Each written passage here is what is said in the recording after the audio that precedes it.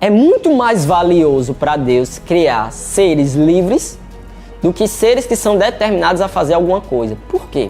Porque quando você cria uma pessoa livre, essa pessoa pode te amar de forma genuína. Porque se Deus começa a anular aqueles que em sua onisciência ele sabe que seriam contrários a ele, que iriam escolher não ficar na presença dele, Deus não seria amor? Deus seria um tirano? E aqui que começa um dos mistérios importantes, que o fato de Deus ter criado os seres humanos, as pessoas, eu e você, como seres para amar e sermos amados, significa que é necessário Ele nos dar liberdade para podermos amar. Então, quando Deus cria um ser humano, Deus criou esse ser humano para amar, e para ele amar, ele tem que ser livre. E agora, o efeito colateral desse presente maravilhoso que é o amor é que ele pode até decidir não amar quem o criou.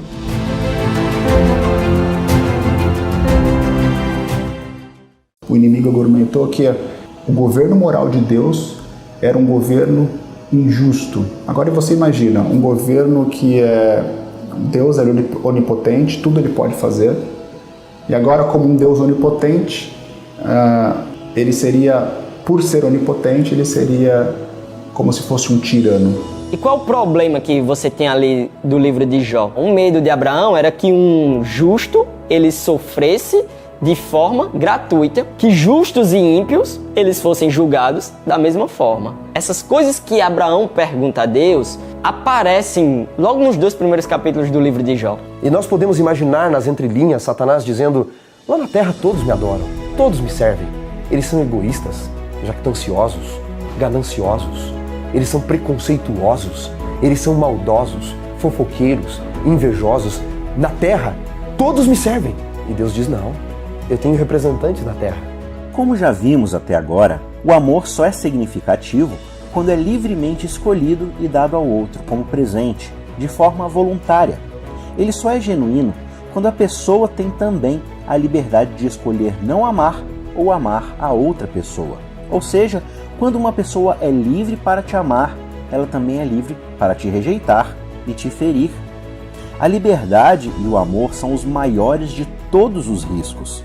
No fim das contas, o mal existe neste mundo não porque Deus é um tirano, mas justamente porque ele escolheu dar liberdade para suas criaturas. A realidade do mal se faz presente não porque Deus não é poderoso, mas porque ele deseja que os seres humanos sejam sua imagem e semelhança também na possibilidade de escolherem suas ações. No episódio de hoje, veremos como essa liberdade influencia na percepção do caráter de Deus. Fique ligado, estamos só começando.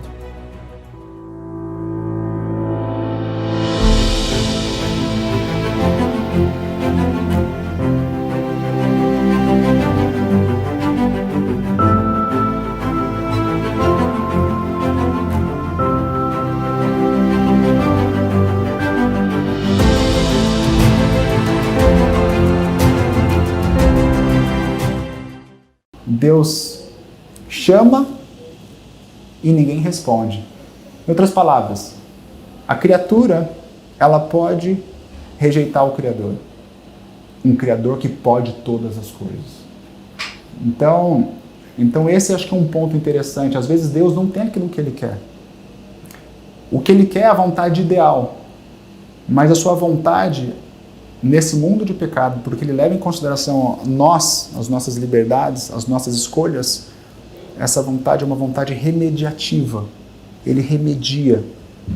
E Ele vai fazer de tudo para poder chegar no ser humano. Ele persegue o ser humano. Jó capítulo 10 tem essa imagem maravilhosa de um Deus sendo um leão correndo atrás de uma presa. Não atrás no sentido de destruir essa pessoa, mas correndo atrás no sentido de que seu amor abrace e persiga essa pessoa. O salmista também descreve essa imagem que é fortíssima no Salmo 23, que a sua bondade e misericórdia me seguirão todos os dias da minha vida. Em realidade, você poderia traduzir isso numa ênfase, que a bondade e a misericórdia de Deus me perseguirão, no sentido de que ela está constantemente atrás de mim, vindo atrás de mim. Essa é uma vontade remediativa que Deus ele quer nos buscar para si só, né? Nós já discutimos que Deus tinha que criar-nos livres, que Ele não iria anular a existência daquele que não iria servi-lo, que a árvore era um símbolo de liberdade e amor, portanto, embora eles não devessem tocar naquela árvore. Mas por que um Deus tão bom e tão poderoso permite que a maldade continue neste mundo e os seus filhos continuem sofrendo? Essa é a grande questão que nós devemos responder. Porque nós estamos mergulhados num mundo em que há uma batalha que se trava. Essa batalha é tão real quanto aquela que se trava nos campos de batalha, que é a batalha entre o bem e o mal. Jesus Cristo é representante do bem e o antigo Lúcifer é o representante do mal. E nós estamos mergulhados bem no centro deste conflito. E nós vamos sofrer também algumas perdas devido a estarmos mergulhados nesse conflito. A pergunta que deve ser levantada seria a seguinte: como pode haver um conflito contra um Deus que é onipotente, ou seja, pode todas as coisas? Essa pergunta recolocada de forma diferente seria assim: será que existe um conflito que a gente possa chamar de válido, sendo que esse conflito é contra alguém infinitamente superior, não um pouco superior? Por exemplo, eu exemplifico. Pensa num conflito entre um país, digamos, a título apenas de exemplo, um Haiti contra uma superpotência do mundo. O Haiti passou por aqueles terremotos, se desestruturou, etc. E agora esse pequeno país ele vai lutar contra uma grande potência. A gente poderia falar que isso seria um conflito real? Ou, em realidade, seria apenas um genocídio? Quando a gente coloca essa pergunta nesse contexto do grande conflito, é da mesma forma. E será que existe um conflito real entre um Deus que é criador, ou seja, onipotente, ele pode todas as coisas, contra uma criatura, por mais que essa criatura tenha a sua jurisdição? E será que isso seria um conflito real? Eu acho que esse é um dos primeiros pontos que devem ser estabelecidos, porque o grande conflito, ele não é um conflito de poder, porque ninguém pode lutar contra um Deus que é onipotente. Acho que isso tem que ficar claro.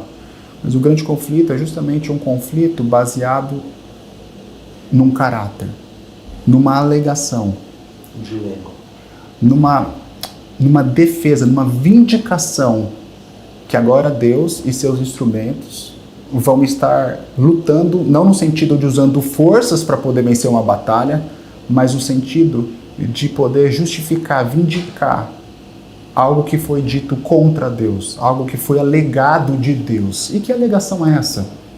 Quando nós percebemos que, muito antes de começar a história da queda, em Gênesis, no capítulo 3, a gente vê a história ali da serpente ludibriando o primeiro casal. Nós vemos que essa serpente ela já existia. Essa serpente ela é chamada na Bíblia de Hassatã, do Satanás, o inimigo, o opositor, o enganador, o mentiroso. Ela é descrita de várias formas. E muito antes do primeiro casal ter caído, sido ludibriado, a duvidar da palavra de Deus, essa serpente, que foi outrora um anjo cobridor, essa serpente ela encheu-se de si mesma, ela tentou ser igual a Deus e ela levantou uma acusação contra o caráter de Deus. Que acusação era essa? O inimigo argumentou que o governo moral de Deus era um governo injusto. Agora você imagina, um governo que Deus é onipotente, tudo ele pode fazer, e agora como um Deus onipotente, ele seria, por ser onipotente, ele seria como se fosse um tirano, injusto. Hoje, por exemplo, quando a gente pensa em governos atuais, a gente pensa em governos tiranos. O que é um governo tirano? Uma ditadura. Alguém centralizador, onipotente. Pense, por exemplo, como eram os monarcas, né? Absolutista, poder absolutista, ou seja, todos os poderes concentrados em uma pessoa só. Nas nossas narrativas de sociedades modernas, a gente acredita na divisão dos poderes, né? O poder executivo executa, o poder legislativo legisla, o poder judiciário ele checa para saber se as coisas estão andando bem. Ou seja, é dividido num sistema absolutista, tudo acontece numa pessoa só. Agora você imagina, isso seria um monarca hoje, quando a gente vê, por exemplo, em alguns países aí ao nosso redor, isso aqui tem um tirano governando esse país. Em outras palavras, é absolutista, ele faz o que ele quer, não tem lei ali. Ele dissolve a lei, ele está acima da lei. né? Um tirano. Satanás, ele vira para o Senhor, o Criador de todas as coisas. Ele é onipotente, ele faz todas as coisas. Ele é o juiz, ele é o rei. Ele falou o seguinte: você é onipotente, Senhor. Levanta a mão contra ele. Você é um tirano.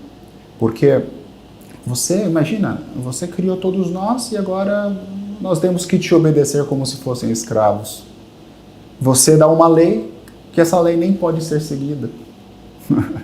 Você dá uma lei que não pode ser seguida, a consequência dessa não obediência é a morte. Ou seja, você dá uma lei que não pode ser seguida e a consequência disso é a morte. Ou seja, você cria alguém para morrer. Seria o equivalente a um fazendeiro, digamos que você cria galinhas e agora você dá comida para a galinha, você dá um galinheiro confortável, você quer que essa galinha engorde, mas daqui a 1 ano, daqui a 6 meses você vai matar essa galinha. Que amor é esse? Que você cuida de alguém, mas na verdade você cuida de alguém por motivos baixos, pequenos. Então levanta essa dúvida contra o caráter de Deus. A Bíblia, como a conhecemos, começa suas páginas narrando a boa e perfeita criação de Deus, sem qualquer tipo de mal ou sofrimento. Mas ao longo do desenvolvimento da história, as coisas vão de mal a pior. Talvez não seja tão simples compreender o que se passa, a menos que tenhamos uma visão dos bastidores da história. E para acessar esses bastidores, existe um livro muito especial que pode nos ajudar a compreender esse enigma.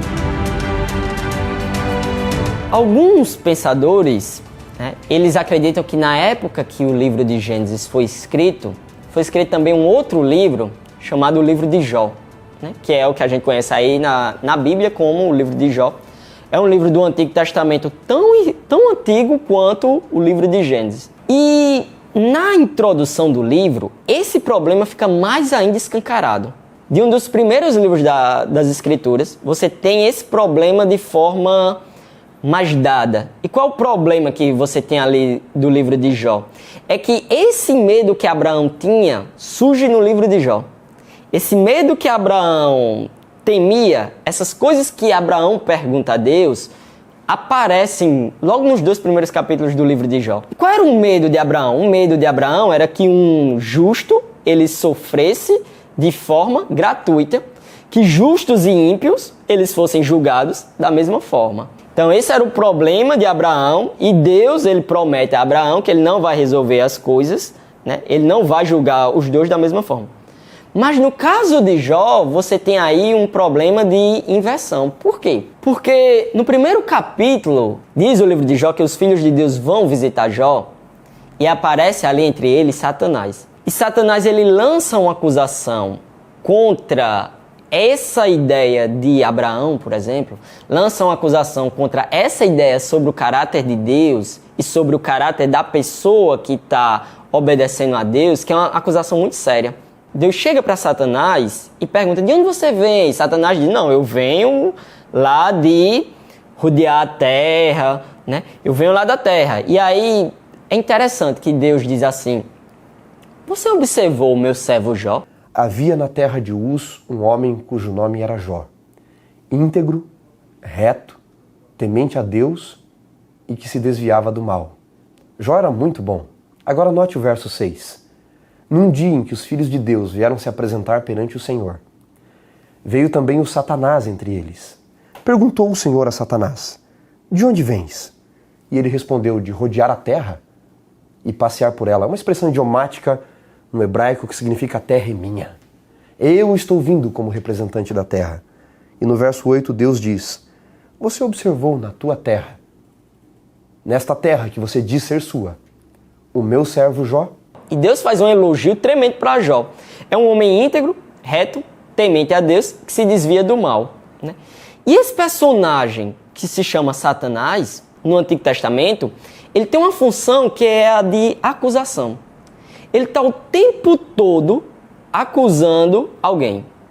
E quando você vai na Bíblia, no geral, você vê isso. Então, lá no livro de Zacarias, ele aparece da mesma forma e ele aparece acusando o sacerdote Josué. Lá no livro de Apocalipse, no capítulo 12, ele aparece da mesma forma e ele aparece acusando o povo de Deus. quando ele aparece, ele sempre tem uma acusação para ser feita. Quando ele aparece em diálogo com Deus, em diálogo com os anjos, em diálogo com alguém, ele aparece fazendo alguma acusação contra algum servo de Deus, contra alguma pessoa, né? E nesse caso específico ele faz uma acusação contra o caráter de Jó. Ele diz uma coisa interessante, né? Contra o caráter de Jó. É óbvio que Jó te obedece. E por que Jó te obedece? Não está claro? Você dá tudo para Jó. Então é óbvio que Jó vai te obedecer. Acaso Jó, debalde, à toa, sem motivo, em algumas versões, teme ao Senhor?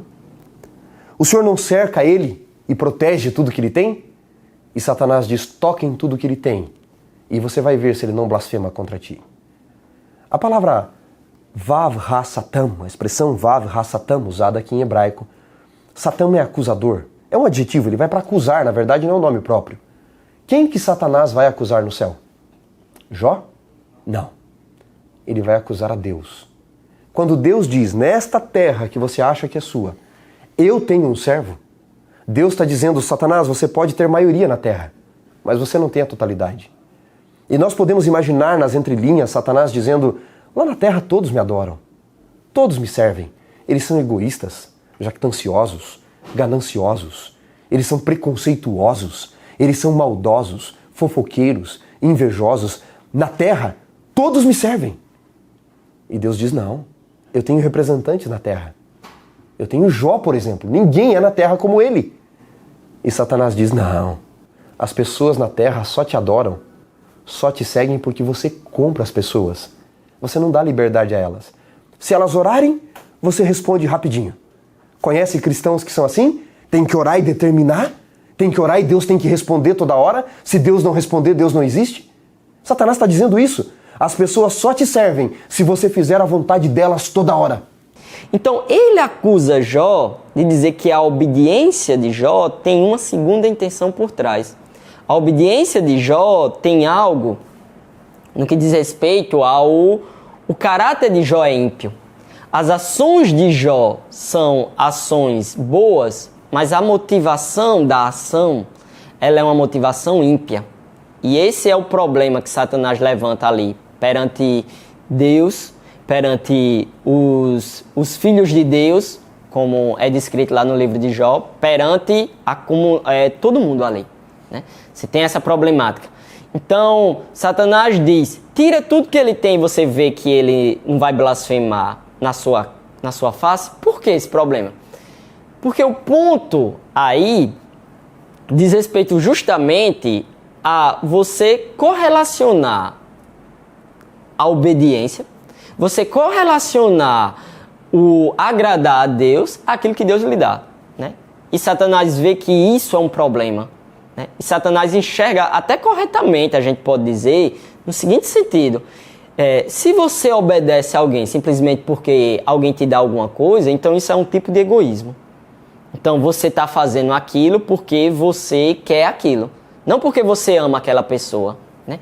E aí Deus, para mostrar que a motivação de Jó não era uma motivação ímpia, Deus vai lá e permite com que Jó perca tudo. A gente às vezes não para pensar muito nisso, a gente não pensa muito nos objetivos do diabo. Quando a gente lê o livro de Jó, a gente pensa em Jó como um caráter excelente, a gente pensa em Deus também dizendo, olha, viu, meu servo Jó, como ele é uma pessoa muito especial, mas a gente não pensa no outro lado, que através de fustigar, de cutucar, de fazer sofrer, o diabo estava querendo maltratar o máximo possível, o máximo que ele podia a Jó, para tentar provar que Deus não estava sendo verdadeiro. E aí você tem uma descrição ali do primeiro capítulo do livro de Jó, que uma coisa vai sucedendo a outra. Chega um servo e diz, olha, os bois estavam em determinado momento, estavam pastando, veio um raio do céu, exterminou todo mundo, só sobrou eu para contar e o teu gado foi todo embora.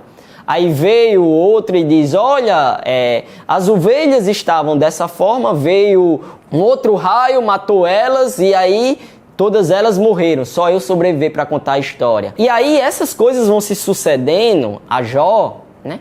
E aí Jó agora é um justo que se depara com aquele problema que Abraão estava com medo. Jó é um justo que está sofrendo E é um justo não porque a gente diz que é justo, é um justo porque o próprio Deus disse que ele era justo. O próprio Deus disse que ele era um homem íntegro, reto, temente a Deus, que se desvia do mal. E esse homem agora está sofrendo. E aí ele não blasfema contra Deus.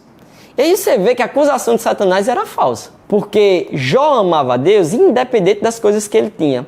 Porque quando todas as coisas foram tiradas, ele não amaldiçoou o nome de Deus, ele se volta para Deus, ele tenta encontrar em Deus algum tipo de resposta. E aí Satanás aparece de novo no livro de Jó e faz uma segunda questão, porque Satanás raciocina como qualquer ser humano raciocina. Em que sentido? Pode até tirar tudo de mim, né? Às vezes a gente é assaltado e... Não, mas mexeu com sua vida? Não, mexendo com a vida tá ok, né? E aí, isso foi o que aconteceu, o que Satanás levantou para Jó, né? Pela segunda vez. Deus diz, você observou o meu servo Jó? Mesmo cedendo ao que você pediu, eu fui lá e tirei tudo de Jó. Mas ele ainda não blasfemou contra a minha face. Ele ainda continua sendo íntegro, reto, temente a Deus e que se desvia do mal. Num momento quando o caráter de Deus foi posto em xeque diante do universo, de que Deus não dá liberdade, de que Deus compra as pessoas. Deus não joga com as mesmas armas do diabo. Deus ficou, por assim dizer, de mãos atadas, de mãos amarradas. Sabe quem foi o argumento de Deus de que ele não compra as pessoas? Jó. Deus disse, toca em tudo que Jó tem então, já que você quer, e você vai ver se eu compro as pessoas. Jó será talvez um dos poucos, quem sabe o único ser humano, tirando Jesus, que quando chegar na terra, os anjos vão dizer, sabe, quando Satanás acusou Deus de ser injusto, de comprar pessoas, de não dar liberdade, nós só não fomos pro lado dele, Jó, porque você foi o argumento de Deus, de que mesmo em meio ao sofrimento, as pessoas não desistem. O livro de Jó é uma literatura fascinante. Ao lermos suas páginas, teremos a impressão de estarmos diante de uma obra de Shakespeare, com um drama rico em diálogos que lidam exatamente com a questão do sofrimento. Tudo parece girar em torno da história de um homem rico que perde todas as suas posses e sua família. Mas existe algo maior acontecendo. Há todo um pano de fundo que nos apresenta um cenário que vai além do que os nossos olhos podem ver. É interessante aí, né, um ponto, né, que a gente pode ver sobre essa acusação de Satanás e a resposta de Deus. Porque Satanás ele faz uma acusação perante todo mundo. Satanás ele faz uma acusação perante todos os filhos de Deus. E os filhos de Deus eles não são oniscientes. Deus ele sabe que Jó, ele era íntegro, reto, temente a Deus e que se desviaria do mal. Deus, ele sabe que, no caso de Jó específico, Jó, a gente pode dizer, se Deus tirasse tudo, Deus, ele sabe que Jó não blasfemaria na face dele. Deus, ele conhece o fim desde o princípio. Deus, ele conhecia todas essas coisas. Mas os filhos de Deus não conhecem isso. E um ponto importante é que lá em Jó, tanto no capítulo 1 quanto no capítulo 2, você tem uma espécie de corte, você tem uma espécie de tribunal. E lá é dito que os filhos de Deus, né, eles foram visitar e Satanás foi no meio deles, foi entre eles visitar Deus. Então você tem outros seres, além de Deus, nessa grande corte, nesse grande tribunal.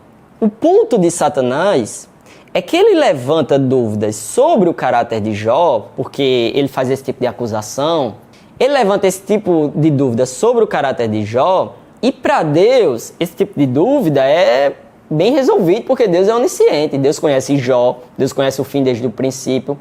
Mas para os filhos de Deus, que estão ali na corte celestial, mas para os outros seres que estão ali na corte celestial, não, né? Eles não são oniscientes. Eles não conhecem o fim desde o princípio. Eles não conhecem o coração de Jó. O ataque de Satanás ao caráter de Deus foi justamente o ataque frontal contra os atributos que definem quem ele é, que é a sua lei e o seu amor. O ataque foi, ou Deus ele é justo, ou Deus seria misericordioso. Mas ele não poderia ser os dois ao mesmo tempo, pois se fosse justo, vamos pegar o exemplo de Adão e Eva, aquela primeira queda, o casal, Gênesis capítulo 3. Se Deus fosse justo com Adão e Eva, ele deveria levar a cabo as consequências das ações de Adão e Eva. Em outras palavras, o salário do pecado é a morte, Adão e Eva pecaram, portanto, eles deveriam morrer. Deus estaria sendo justo, porém não seria misericordioso. Ao passo que, em contrapartida, se Deus fosse misericordioso, no caso de Adão e Eva, agora Deus deveria perdoar Adão e Eva. No entanto, ele estaria não levando a cabo as consequências da sua lei, que é imutável, que ela não muda, que ela é um reflexo do seu caráter. Então agora o inimigo ele se levanta, levantando esta indagação contrária ao caráter de Deus. Ele não consegue ser os dois ao mesmo tempo. E como que Deus ele responde a esse ataque? É como se Deus quisesse mostrar para eles que o que Satanás estava falando é absolutamente falso, é absolutamente sem sentido. E mesmo Deus, e isso é que é interessante, mesmo Deus conhecendo do caráter de Jó, mas Deus quer mostrar isso para os outros seres. Essa é mais ou menos a ideia. Por isso que Deus faz questão de, no capítulo 2, dizer: você me convenceu a fazer isso, eu deixei, e o Jó não blasfemou, Jó não virou as costas para mim, Jó não fez nada disso. Então é como se Deus ele tivesse uma certa satisfação a ser dado, porque o caráter de Deus e o caráter de Jó, os dois foram colocados em dúvida. Deus, ele abençoa aqueles que lhe obedecem, e aqueles que lhe obedecem só o fazem porque Deus abençoa. Então, essa dinâmica aí, esse relacionamento aí, a dúvida que Satanás lança é que esse relacionamento aí é um relacionamento egoísta. É um relacionamento que não é baseado no amor. É um relacionamento que é baseado em outra coisa fora o amor. Num certo autointeresse, num certo egoísmo, etc. E aí Deus diz: tudo bem, só poupa-lhe a vida, né? Mas o resto você pode tocar. E aí diz o capítulo 2 do livro de Jó, a narrativa dá uma descrição terrível de como o corpo de Jó ficou. Baseado nisso, ainda a esposa de Jó diz: você ainda adora esse Deus? Você ainda tem algo com relação a esse Deus? Amaldiçoa esse Deus e morre. Aquela mulher tá vendo o marido dela, que era um homem justo, íntegro, temente a Deus e que se desviava do mal, sofrendo daquela forma. Aquela mulher também perdeu tudo. Então, aquela mulher, ela também não estava entendendo o que é que está se passando, né? Então você fecha os 2 primeiros capítulos, a introdução, com essa problemática aí.